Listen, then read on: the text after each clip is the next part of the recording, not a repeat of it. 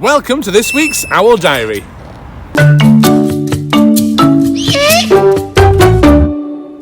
Welcome back to the channel. I'm Ryan from Owl Adventures. I'm here in the York Museum Gardens where we are on a regular basis with our static display, and I'm going to do a little video today for our vlog which will look at the difference between a hawk and a falcon. But before we do that, I'd like to say thank you to everyone who's come and seen us recently. We've done quite a lot of flying experiences recently. We've done some school visits again. That season started back up and it's starting to be what looks like a really good autumn season.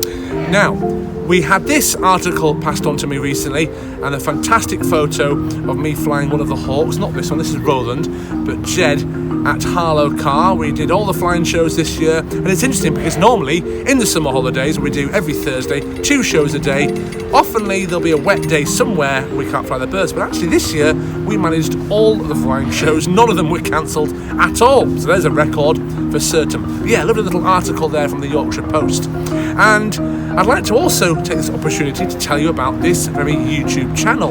We're about to launch our new series of standalone videos that we're working on, and we've got some really exciting ideas. One of which includes me using 3 big owls at the same time, flying free, and here you can see, speeded up, the footage from the other day where we attempted to actually film the bit we wanted for a very exciting video that I'll reveal in the coming weeks. And as you can see, flying 3 big owls at the same time isn't really that easy when you want them all to start from the same place, but they have their own mind, and that's why this video looks rather comical as I'm back and forth trying to work with them. Now, when we're on display, we're often asked, what's the difference between a hawk and a falcon? If you have a look here today, we've got our bird display, we've got our Harris hawk on the tall perch here, our falcon down here on the block perch, and of course some owls on display. So often when we're here, we've got these 2 different types of bird of prey, the hawk and the falcon. People do look at them and they can see the colours are different, and they can see some of the differences, but otherwise, most people, the general public, don't actually understand what the real difference is. Now, I often say to people, the hawk here is a bit like a Land Rover, whereas the falcon is like a Ferrari. I'll explain. The hawk here has a top speed of about 13 miles per hour when it's flying. It's not the fastest bird in the world. However, it's a very rugged bird, very good at getting through the trees, down into the undergrowth to flush out rabbits, and that type of thing. They actually have much shorter wings. If you look here, and long tail feathers. Actually got a new tail feather just growing there. Now if you look at his wings here, these ones are actually quite short and stumpy.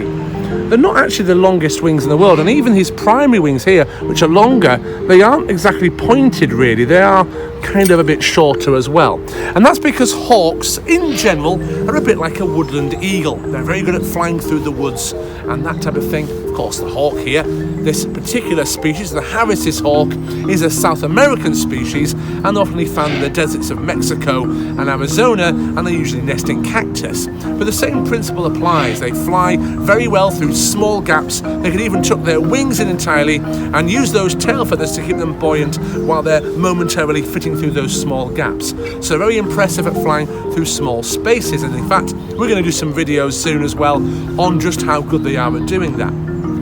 Now if you take a look at the falcon over here, you'll notice it's very different, especially if you look at the wings. Now the pointed wings down on the side there, they're longer than the Harris hawk, and that's because the falcon here is a much faster bird. They have a top speed of well over 200 miles per hour, and they use that speed to kill pigeon and other birds in the air, or on the wing as it's known. So the falcon here would very rarely catch anything on the ground. They go for birds only, and that's what makes them so different. So, to summarise, the difference between a hawk and a falcon is that the hawk is for catching rodents and squirrels and birds that are lower down and in harder to reach places, whereas the falcon is streamlined, very fast, and able to catch birds in the air. Now that noise he was making there is because he's a very friendly bird, and in fact that brings me nicely onto this week's falconry term of the week. The falconry term of the week. Now this week's falconry term is the word imprint. This is where a falconer would hand rear a bird from a young age and spend a great deal of time with it, building up more than just trust. So that bird essentially thinks it's the same as its keeper. Many of the birds we have do believe that they are people, essentially. And when you have a falcon that's an imprint, they will be quite noisy, a bit like this.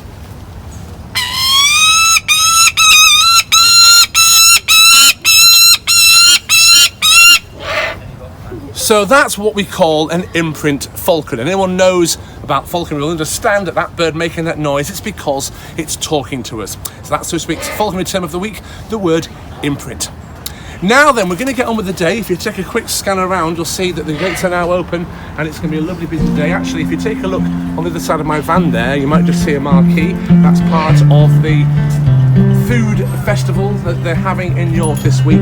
So let's see if we can get ourselves something in between later on. Otherwise, I hope you've enjoyed this week's video and stay tuned to the channel for some very exciting things coming up. As always, thank you for watching.